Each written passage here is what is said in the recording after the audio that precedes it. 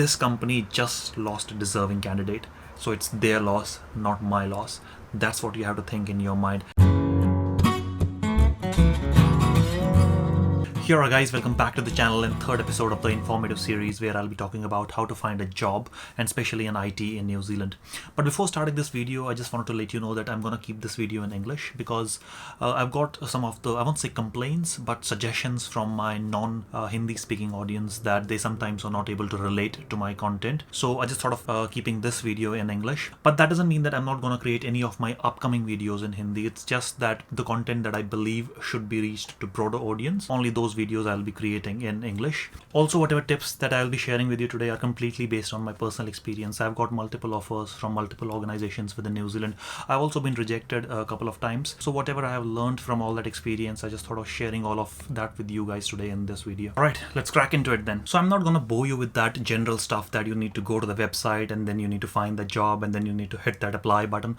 Those are really obvious steps. So how you do it actually matters. First and the most important thing that majority of the people take for granted is their CV. So guys, CV is your first impression. If you are in the job application process, you'll be at least applying to 20 jobs and you cannot be using one CV for all those 10 or 20 jobs. Trust me, that's not going to work. It might work for some of you, but majority of the times it's not going to work. So what do you need to do? Tip number one, make sure that you put all the keywords that are mentioned in the job description in your CV. So for every job description you apply, look into it and see what keywords are relevant and put them into your CV. But that doesn't mean that you're going to completely show all those keywords into your CV. Just try to relate those keywords to your experience and then draft some points in your CV. I know this is a bit time consuming, but trust me, until you find a full-time job, applying for jobs is your full-time job. That's my thinking. Because in the initial phase of the CV screening, HR might not give more than 6 seconds to your CV, and that's where majority of the CVs go to the bin. If they don't find the relevant keywords in your CV is gonna go in the bin. Trust me on that. And that's completely genuine because they have to go through hundreds of CVs and they cannot be spending so much of time on just one CV. Now in the second phase of the CV screening, let's say they have shortlisted 20 CVs out of 100. Now the hiring manager is gonna read each and every point in your CV. Now the million-dollar question is, how do you draft those points in your CV? Each and every point mentioned in your CV should have a purpose. Now, what do I mean by that? Let me explain this to you with an example. For example, you are a data analytics professional and you mention a point in your CV. You did data analytics in company A using this tool. I mean, this point is fine, but this doesn't catch hiring managers' attention and that doesn't make you stand out of the crowd. So the other way of writing the same point is that you did data analytics using tool X, which resulted in a revenue growth of around $2 million to the company. This shows the hiring manager that your work had some impact on the organization and on the team. So that's how you need to draft all your points in your CV. Third important tip for your CV is that your CV cannot be a New York Times newspaper. It needs to be as short and as precise as possible. Now your next question would be how short? So let me give you an example. I'm a data analytics professional with around 3 to 4 years of experience in data analytics and my CV has never been longer than 2 pages. So that gives you an idea. So for example, if you're a graduate or have recently started your journey in the job market, your CV can be no longer than 1 page. In rare circumstances, it can go up to 2 pages, but no longer than that. Most of the people try to put all their work experience, their career aspirations, their interests in their CV and make it a 10-page long document. But guys, that's not what CV is meant for. CV is just to get you a job interview. You'll get the opportunity to talk about your career aspirations, your work experience in detail in the interview, but don't put everything in your CV because that makes your CV really long and that's really overwhelming for the hiring manager to read. So just try to make your CV as short and as precise as possible, very specific to the job description. After your CV comes your cover letter. See, in my personal experience, and I know some people are going to question me for this, but in my experience, I have never put a cover letter in my job application and I have still been accepted by the organizations.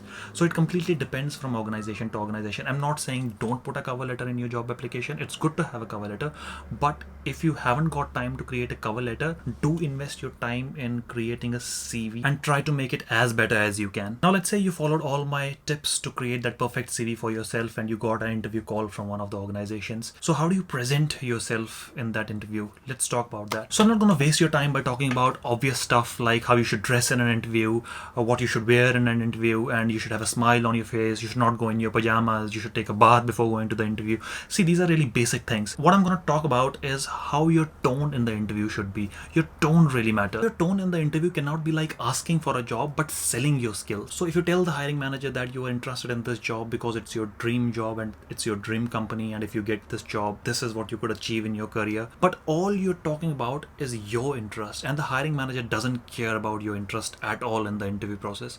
They might do like after the interview, but during the interview, all they're interested is in their interest. So you have to talk about their interest, not your interest. So how can you do that? You can sell your skills and tell them how can you bring value to their team and how your skills and your knowledge will have impact on the organization and their team. That's how your tone should be in the interview. Next step is, how do you answer the questions in an interview?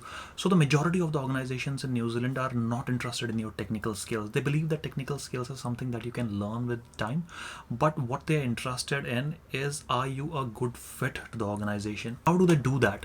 So most of the organizations within New Zealand have a standard interview process, which is situation-based interview questions, and you have to answer those questions using STAR methodology. So what does STAR methodology mean? S stands for situation, T stands for task, A stands for action, and R stands for result. Now let me explain this to you with an example. So let's pick up a very standard question that is being asked by majority of the interviewers, and it has been asked to me multiple times in my job application process. So if the interviewer asks you, how do you handle stress? So one way of answering the question is, I handle stress by staying alone in the room. I sometimes watch TV. Sometimes I go to the gym, and sweat kind of releases my stress. So that's one way of answering the question. I'm just joking. You should not be answering like that. So that's the complete vague way of answering that question. The other way is using the STAR methodology. You take a specific situation based on your past experience, any stressful situation that you have faced in the past. What was the task? By task, I mean what was the goal you needed to achieve? What actions did you perform to achieve that goal? And then the last is R, which means what was the result of those actions? So that's the way you should be answering to those questions. And make sure you pick up an example which resulted in something good, not something even more stressful. Otherwise, you'll come back to me and tell me that, hey, I watched your video and I got rejected from the interview. So don't do that. Pick up an example which resulted in something good. Also make sure that your each and every answer should reflect the values of the organization.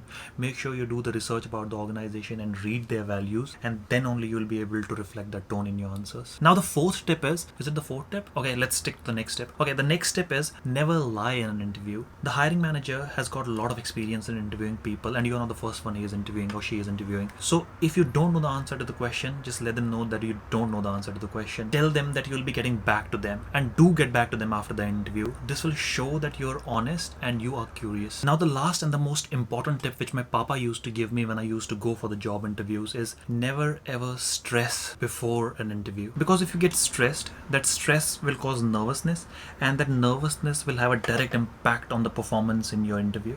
See, now I know it's really hard to not be stressed before an interview, but I'll tell you what my papa used to tell me before an interview to handle that stressful situation. Tell yourself that I'm gonna go to this interview and I'm gonna give my best, and even after giving my best, I don't get selected. That's not the end of the world. There are plenty of other jobs in the market, and I'm gonna apply for those jobs. But this company just lost a deserving candidate. So it's their loss, not my loss. That's what you have to think in your mind, and then you'll see that all your stress goes down, and that directly impacts your performance in the interview. So guys, these were some of the tips that I shared with you based on my experience in the New Zealand job market. And if you found this video informative, please do subscribe to the channel and share it with your friends who are in the interview process. And all the best for your next interview. Thank you guys so much for watching this video.